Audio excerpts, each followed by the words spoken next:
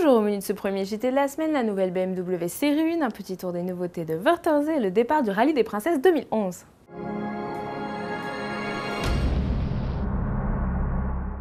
BMW a dévoilé hier la nouvelle Série 1 sans bousculer pour autant les fans de la compacte. L'allure générale de cette seconde génération reste proche de celle de la Série 1 première mouture, seuls quelques éléments esthétiques rappellent les canons actuels de la marque allemande. Dans le capot est nervuré, la calandre nez de requin rappelle celle de la Série 6, les optiques sont elles de forme carrée. La nouvelle Série 1 a également forci, elle gagne 8,5 cm en longueur pour un total de 4,32 m et 3 cm d'empattement. Sous le capot, BMW a placé un bloc diesel 4 cylindres de 2 litres et une motorisation essence 4 cylindres 1,6 litre, tous deux dotés du Twin Power Turbo et associés au système Start and Stop. La puissance s'échelonne de 116 à 184 chevaux. Dans quelques mois, BMW commercialisera une version 1.6D Efficient Dynamics Edition n'émettant que 99 g de CO2 par kilomètre. Au meeting de Wörthersee s'était donné rendez-vous ce week-end les fans de tuning et pour les 30 ans de la manifestation, les constructeurs ont fait le show.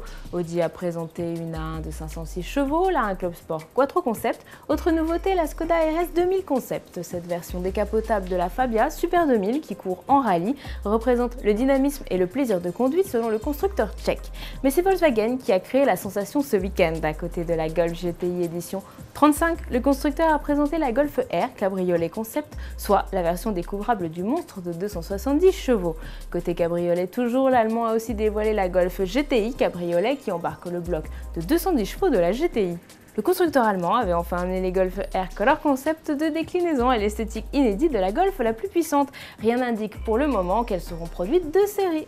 Le Rallye des Princesses s'était lancé ce matin de la place Vendôme à Paris et parmi les concurrentes, Géraldine Gaudy pour Autoplus. Autoplus.fr vous convie au Rallye des Princesses 2011 à bord de cette magnifique 203 cabriolet de 1955. Vous allez vivre en ma compagnie la première étape de l'épreuve qui nous mènera de la place Vendôme à Paris à Dijon. Notre pilote de choc et de charme a profité hier du parc fermé pour détailler le parcours de cette 12e édition avec l'organisatrice Viviane Zaniroli.